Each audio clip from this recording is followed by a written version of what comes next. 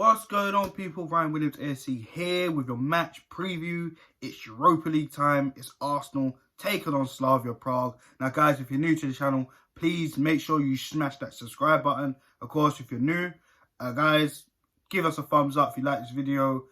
Hit the comment section, let me know your thoughts on the starting lineup. I'd love to know your starting lineup and the scoreline prediction as well. Now, I'm not going to waste so much time here because I'm not going to talk about the Liverpool game. If you want, go back to the previous video and you can hear me rant and rave about it.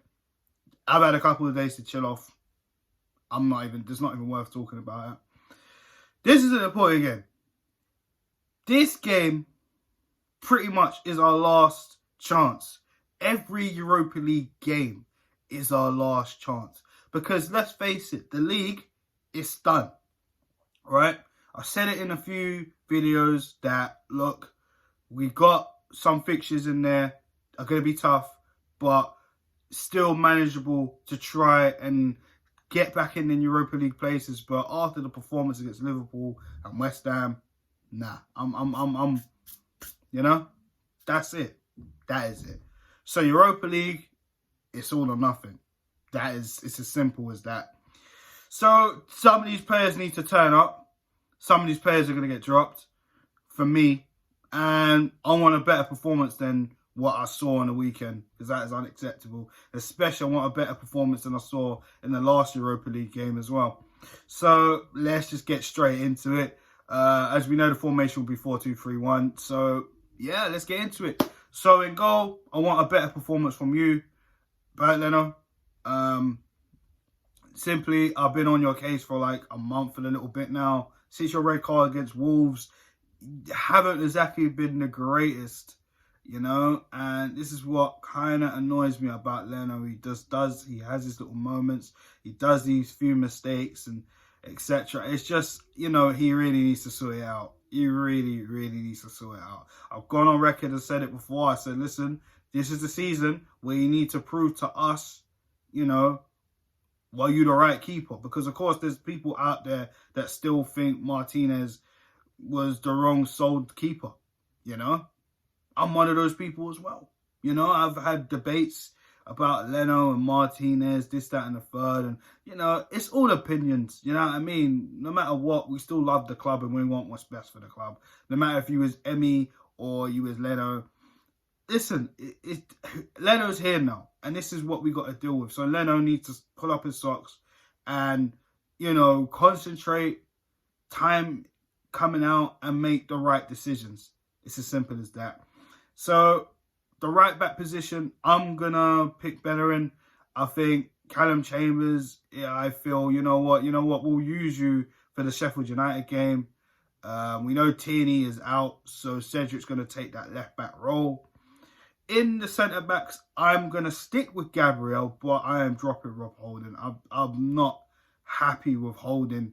That's 2 games in a row for Rob Holding that he's come in and he's allowed a guy that is shorter than him to out-jump him, and his awareness is absolutely poor. And we're a game where we need to be really taking it to Slavia Prague, you know, because this is the home fixture. So the away fixture, we can go over there, and it will be a tough task. Try and not make no mistakes and finish that tie. Every tie is important. And the last thing I want is Rob Holding to make the same mistakes he's been making consistently. So he'll be dropped. And I want to bring back Pablo Mari for this game, because we know David Luiz is going to be out for a little bit. So it's as simple as that. Let's drop into the midfield, the 2 pivots. Thomas Partey, who I felt was probably the only standout player in that Liverpool game, even though I felt he wasn't at his best. But when you look at the people who was playing around him, like Ceballos, who was absolutely awful, personally the worst player in that game, well, definitely up there with Rob Holding, and, you know, Gabriel wasn't that great either, you know what I'm saying? But, you know, he had El Nene to come in with him, and El Nene looked anonymous, so I felt Partey was pretty much on his own. And, you know, Partey, you know, when he's 100% fit, he'll get going. I definitely believe that. But he was doing it on his own, you know what I mean? And it is what it is. And I'm going to have to pick Granit Xhaka next to him, because, to be honest with you, I don't think El Nene warrants a start. You know, I don't think Granit Xhaka's the answer either, guys. I'm not saying that. But to be honest, I think them two, out of a bad bunch, Xhaka's probably the one, you know, that gets picked over Ceballos and El Nene. I'm just being honest, guys. The front three in front of them. Now, for me, there's going to be some changes. There has to be some changes. I was not happy with Pepe's performance against Liverpool. I felt he could have done a lot more, but at the same time, it's like, he's just too hot and cold. I don't know how you guys feel about Nicolas Pepe. I've been a little bit up and down with him. You know, I mean, early on in the season, people were asking me, would you sell him? I said yes, and I still feel that way about Pepe, regardless of how other people feel. And I've heard things about consistency, he needs more game time, this, that, and the third. But when you're getting picked, my thing is, if you're getting picked and you're not putting in solid performances every time you're getting picked and dashed back, and you're not showing Arteta why you need to be in this starting lineup, then I'm sorry, it says a lot. And we can question Arteta on a lot of things also. Don't get it twisted. I'm just saying.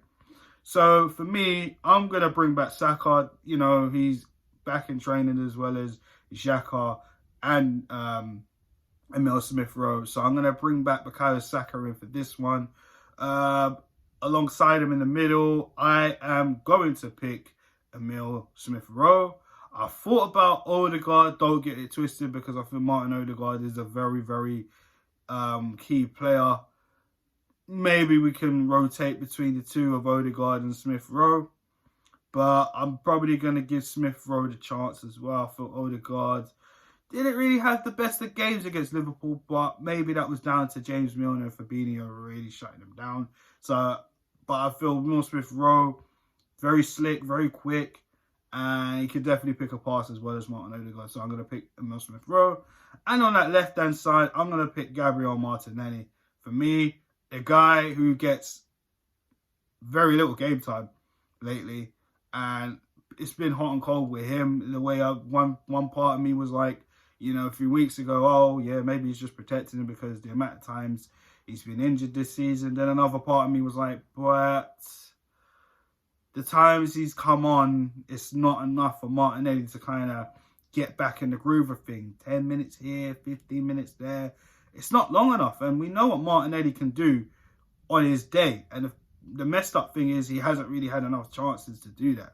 So I feel, you know, when you're coming out with all pictures and training videos on Arsenal's social medias telling us about Martinelli's development has been this, that, and the third, but we're not seeing it enough. He's not getting enough game time. And players that need to be dropped are not allowing him to come in and do that. And that's down to the manager as well. So Martinelli on the left for me. And up top, it has to be Lacazette. It has to be Lacazette. I know a lot of people are probably going to say Aubameyang. I'm sorry, he hasn't done anything to warrant that. The last time we played him up top, he was missing goals all around and we lost 1-0. I'm sorry, it's not good enough. I don't know where his head is at, but it's definitely, it doesn't feel like it's at Arsenal. It doesn't. And I know a lot of people have been screaming, you know, he doesn't need to be on the left-hand side. And I agree with that. He should be up top fighting for the striker role with Lacazette. But to be honest, Lacazette seems to be the clear and obvious striker for me that actually tries and works hard. And don't get me wrong, Lacazette hasn't exactly had the best of seasons this season, you know. But when he tries and he scores goals. That West Ham performance, who was the better player, Lacazette or Aubameyang? It was Lacazette because Aubameyang came off, if you remember.